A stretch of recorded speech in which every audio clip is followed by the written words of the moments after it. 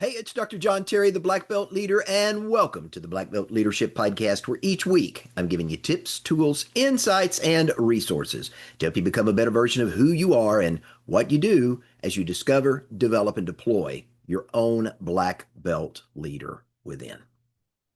Now, if you've ever purchased a home, if you've ever bought a piece of, say, sports memorabilia, maybe you bought a work of art, a sculpture or a painting or some kind, or maybe you bought something of substantial value.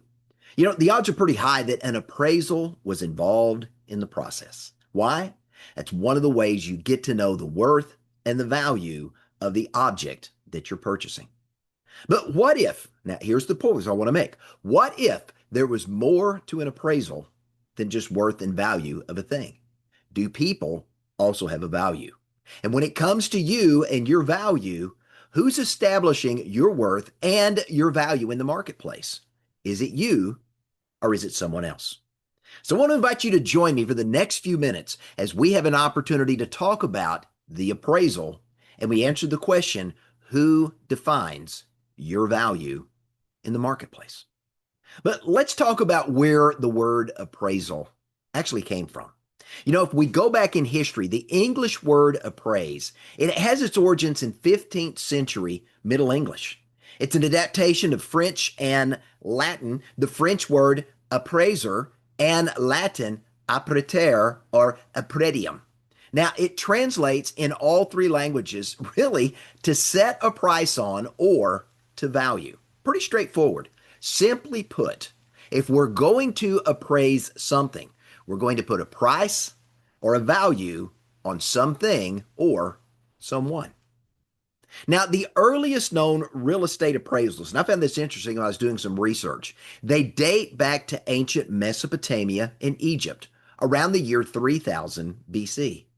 Ancient clay tablets and papyrus scrolls reveal that many of the scribes in that civilization formally inspected, measured, and they valued land and buildings for the sake of taxation. Now, this information was used not only for assessing taxes, but it was used to record the ownership, to define the boundaries of land, to document the sale or exchange of property so that we could keep track, or the entity, the organization, the culture could keep track of who owned what. Now, what I find is interesting as we go back in time to around 3000 BC, the Mesopotamians, one of the earliest cultures around, they implemented basic value exchanges for continuity purposes. Now, ancient Egypt implemented and determined tax obligations, and I love it, based upon the quality of the soil and the proximity to the Nile River. Now, each culture established its own rules and its own guidelines for appraisals. Now, here in the United States, one of the earliest references to real estate appraisals goes all the way back to 1626. Now, during that time, the Dutch West India Company was assigning experts to go value land in what was then called New Amsterdam. Today, we'd know that as New York City. They were assigning and assessing value for tax purposes. And like ancient Egypt, the tax base was determined in part by the size of the land parcel, the quality of the soil, and the proximity to water.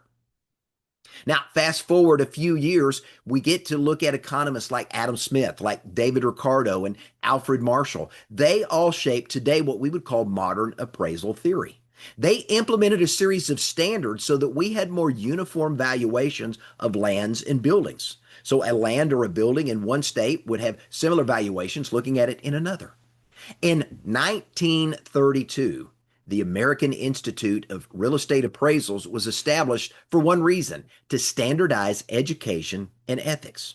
And by 1936, the Federal Housing Administration introduced the first centralized underwriting manual to formalize how we did market-based valuations for houses here in the United States. But as we think about an appraisal isn't just limited to land or to buildings.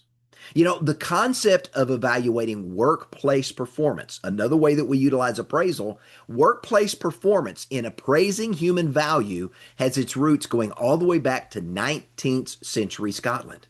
In the early 1800s, a textile manufacturer by the name of Robert Owen, he utilized what he called the silent monitor system, and he did this in his mills located in New Lanark. He utilized colored blocks with white for excellent, yellow for good, blue for acceptable, and black for poor. These color-coded blocks were used to appraise and to distinguish the worker's performance each day. Now, today, when we think about workplace appraisals, we don't just use those to benchmark performance, but we also use workplace appraisals to determine placement, how we're going to train individuals, and how they're going to be compensated. Now, of course, appraisals have also been used to identify staffing needs, to maintain quality control, and to provide framework for employees and staff. Now, in the early 1960s, an individual by the name of Magda Arnold fundamentally shifted psychology away from what we referred to as rigid behaviorism. Now, this is the belief that all human actions are purely physical responses to environmental stimuli. Magda Arnold brought today what we know as the intuitive appraisal. So the argument that Arnold made was this: the initial appraisal of any stimulus that we may experience is immediate and intuitive, and it occurs in the primal region of our brain, the seat of our emotions, and it's done so without conscious thought. So further studies that was done by Richard Lazarus added credence to Arnold's work. It reinforced the role of emotions in our brain as you and I go through an appraisal process of evaluating the worth and value of anything that we see. And this is dynamic in nature. Now, Lazarus went on to demonstrate that as situations change, or as you and I gather more information, we are constantly reappraising circumstances and events, individuals and things, constantly reevaluating the value of everything around us. And this, in turn, may alter how we physically or emotionally respond. Now, the expansion of appraisals into personal property and into fine art, that was done to create and establish a fair market value for taxation, for estate distribution, and for validating the cost of insurance. Now, in the mid 1700s, auctioneers began to rely increasingly on appraisals to set fair opening bids and reserves. And by the 1800s, this practice was so commonplace in Europe that we saw it in major auction houses like Sotheby's and Christie's. Now, today, we use certified appraisals not just for real estate and for mortgages, but we also use them to insure high-value items like sculpture, painting, jewelry, things of that nature. So the very same appraisals are used to dictate the value of assets in wills, in trusts, and in probate cases. Why? Because this ensures equitable distribution and, for the sake of the government, proper tax planning. Now, at this point, you may be saying, okay, John, great history lesson on appraisals, but why the history lesson and why are we spending some time on appraisals? Well, I'm glad you asked the question because there is one very specific appraisal that I want to focus on for the next few moments as we go through today's teaching. It's an appraisal that directly affects you. It affects your livelihood, and it affects the level of success that you're going to experience in life. And that, again, is going to be based upon who's conducting the valuation. Now, one of my early mentors years ago, and I still follow him to this day, was a man by the name of Dan Kennedy. I often refer to him as the godfather of direct response marketing. When it comes to marketing and writing sales copy, one of the most brilliant men I've ever had an opportunity to meet. Now, as a former member of the CKIC Inner Circle, I was privileged to receive Dan's monthly, as he called it, No BS newsletter. Now, this newsletter was full of insightful tips and tools to expand your reach and your influence in whatever area of sales and marketing you worked in. Now, I also benefited from receiving audio CDs of Dan's appearances at industry events and regular teleconferences that took place for CKIC in Inner Circle members. Now, I was recently listening, actually re-listening to one of Dan's CDs on a trip back to Missouri. As I was traveling home from visiting with my daughter, I popped in a CD and thought I would listen to it. Well, he made a statement that I've heard him say many times, but that specific day, what Dan said spoke to me in a new and in a very powerful way. And that quote inspired this lesson on appraisals that you're about to hear. Here's what Dan said, and I want to use this as the preface for where I want to spend the next few minutes.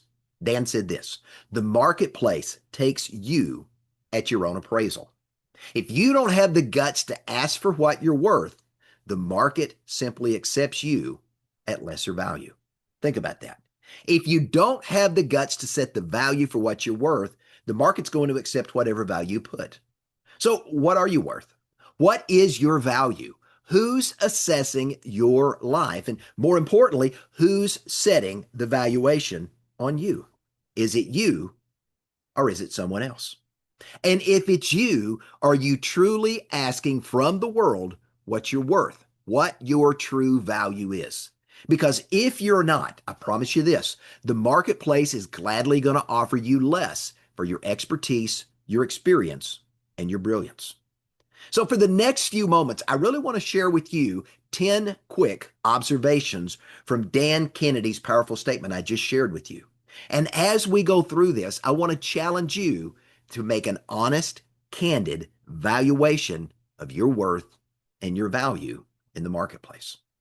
Now, I believe that over the next few moments, you're going to discover something amazing, and that's this, that you are worth far more than you may believe.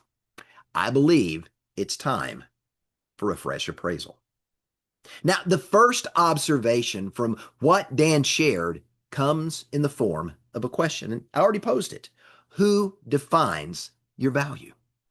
Now, for centuries, civilizations have appraised land and employers have appraised employees. Auction houses have appraised art. Banks have appraised property. But the most important appraisal that you are ever going to make is the appraisal that you make of yourself. So again, I want to ask a very poignant question. What do you believe that you are truly worth? Now, the very first leadership principle in my book, Black Belt Leadership 101, is this: you cannot achieve what you do not believe. Now, think about that. You cannot achieve what you do not believe. So your validation, your appraisal of your worth, what you believe you are worth, that is the byproduct of your belief system. Now, your belief in yourself also serves as an anchor for your self-worth. It's going to be subject to the value that you place on yourself based upon what you believe to be true about you. So what does that mean? Without a strong belief system in your own value and worth, you may just simply accept the lesser value that the people around you choose to put on your life. And as a result of that, that's going to limit what you can say, what you can do, and what you become, because you believe someone else's limited view of you. Because if you willingly accept the lesser opinion of other people, you cheapen your own value in your thoughts. And when you cheapen your value in your thoughts, you end up limiting your potential. So here's a very simple question. Do you want to be worth more or less? And the question is this: who's establishing that valuation? Now, secondly, when we go back to Dan Kennedy's quote, Dan powerfully notes that the market is going to take you at your own appraisal. You know, Henry Ford famously said, whether you think you can or you think you can't, you're right. By the same token, whether you think you're worth a lot or you think you're worth a little, you're right. Because you cannot achieve a greater value if you don't believe you're worth greater value. Now, I recently finished reading a powerful book by Dr. David Hawkins, the book Power versus Force. And Dr. Hawkins points out in this book that as we elevate the level of our consciousness, you hear me refer to it often as elevating our thinking, we begin to elevate how we see ourselves. We begin to uncover talents and skills and abilities that were latent, waiting to be discovered, developed, and deployed, that own unique black belt leader within. And when this happens, and we elevate our consciousness, the value that you and I place on ourselves is going to elevate as a result. Now, it's important you remember this. As you think, you say, you do, and you become. So the more and the better you think, the more and the better you're going to be able to say, to do, to become, and to accomplish more. But once you stop thinking more, you stop saying more, you stop doing more, you stop becoming more, and you start accomplishing any more than you're already accomplishing. Now, the third observation from Dan's powerful quote is this: there is a danger in borrowing pricing. Now, in real estate, an appraiser uses a comparable sale, known as a comp, to determine a property's value. They do that by comparing the value of one home to similar homes in the same area that were recently sold. So this establishes a baseline, but that baseline isn't set by you. They're borrowing from the value of other properties. Now, when I'm working with an organization and I'm maybe helping them launch a new product or a new service, the inevitable question of valuation comes up. What do I charge for this product or this service? So here's what most organizations do. They want to research. They want to go see, what are my competitors charging? And from that, they're going to determine a range of pricing. And then from there, the conversation shifts to whether they want to price themselves in the middle, near the top, but maybe not the most expensive, or at the bottom, but not the cheapest. Now, to me, when the conversation goes there, that's the wrong conversation. Because if you're going to be delivering substantially more value than your peers in the marketplace, why in the world would you discount something that is of greater value? If your product or your service is markedly different in a positive way, there's a premium that should be charged for that. Remember, people want to do business with people who can uniquely help them either achieve a goal or an objective or overcome a need or a concern. And if you can do that better than anybody else in your chosen field, there is great value in that. And that in itself means it's worth more. So what if you simply told your clients, we charge more because we're better? And then you go on to explain to them what that looks like, how they uniquely benefit, and the outcome they can expect as a result of working with you they're not going to get if they choose to work with anyone else. But you can only do that and do that boldly when you are the person that is setting your own valuation. You have got to be doing the appraisal of yourself. Now, the fourth point I would make from Dan's powerful statement is this, and I really want to build on the point that I just shared, point number 3. Price is not the same as value. Understand this. Get this. Outcome is the value. Remember, people are willing to pay more when the value of the outcome is going to exceed the price that's being asked. Now, you don't believe me? Well, I'm going to be one of the featured speakers at a conference in Dallas and Frisco this week. A general admission ticket is $249 for the 3-day event. An all-in ticket that includes an additional year of group coaching, access to 4 additional events this group's putting on throughout the year, preferred seating, specialty dining, and a VIP experience. That ticket is going for $8,000. Well, I just went to look online today before I started to record this podcast, and guess what? There are still a number of general admission tickets available, but there's only 5 all-in tickets left. Remember, people don't pay premium prices for time, for labor, for information, or for effort. They're going to pay as little as possible for those things, but they will pay a premium price for an outcome. They will pay a premium for certainty, for speed, for trust. They will pay a premium for access, for expertise, for transformation, or to reduce risk. Remember, price is not the same as value. Outcome is the value. Now, the 5th takeaway is this: the inner appraisal must come first. When you go back to that very first leadership principle from my book, Black Belt Leadership, you cannot achieve what you do not believe. Think about that for a moment. Before the marketplace is going to accept the value that you place on yourself, you first got to believe that value and that appraisal is valid, and you first have to accept it as truth. Now, psychologist Albert Bandura is renowned for developing what today we know as the social learning theory. It's also referred to as the concept of self-efficacy. Now, self-efficacy is a person's belief in their own ability to get things done and to reach their goals. We may also call it self-confidence. But when you have high self-efficacy, guess what? You're going to trust yourself to navigate any obstacle that may arise between you and success because you're going to see that as a challenge to master and overcome, not as a threat to avoid.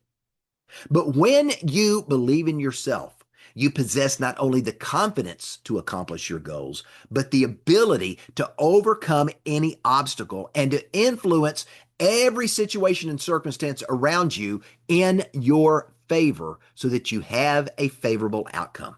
What does this do? It leads to even greater levels of personal and professional success in your life. So until you see and affirm the true value in yourselves, other people are going to be unwilling to accept it and to pay it. You've got to believe in you. Number 6, you've got to escape the race to the bottom. Because when your only differentiator is price, you're trapped in a race to the bottom. Now, this is where margins erode. This is where your product or your service becomes a commodity. And when you shift the conversation to focus on expertise, to trust, and to proven results, you now move yourself away from that conversation. You're now elevating the conversation to not just being another option, but being the option to consider as an indispensable partner that gets things done no one else could do. Let me give you an example. When I'm working with sales professionals, I oftentimes like to shift their focus away from selling hours that they're selling or delivering a product or a service, and I want to get them focusing more on a proprietary methodology. Now remember, you're offering an outcome, and as a sales professional, the product or the service that you're offering is nothing more than a tool to help you achieve what the other person wants or needs. So again, the goal is to shift to a methodology. Because remember, people don't buy a hammer and a box of nails. They're buying a solution to getting pictures hung in their house. People don't buy life insurance. They're buying replacement income in the event they were to die prematurely, and the money from that life insurance policy would replace the income that they would earn if they were still with their family. Now, people are willing to pay a premium when it comes with a clear, trusted roadmap. And that clear, trusted roadmap is going to guarantee results. So how you package your skills, your talent, your expertise, and your experience into a proven process that delivers results matters, because that's what the client wants to hear. Now, the 7th observation from Dan Kennedy's quote really comes from a quote from Ray Kroc. Now, if you don't know the name Ray Kroc, he was the brain trust behind the global McDonald's empire. What I loved about Ray Kroc is he was an aggressive, systems-driven, business-focused individual that built his business around relentlessly repeating but constantly refining a good, simple system, so the competition was always chasing a moving target. Essentially, he was reinventing McDonald's faster than all of the other wannabes could copy what he was doing. Now understand this, an asset can appreciate or it can depreciate. Appreciating assets are always worth more than depreciating assets.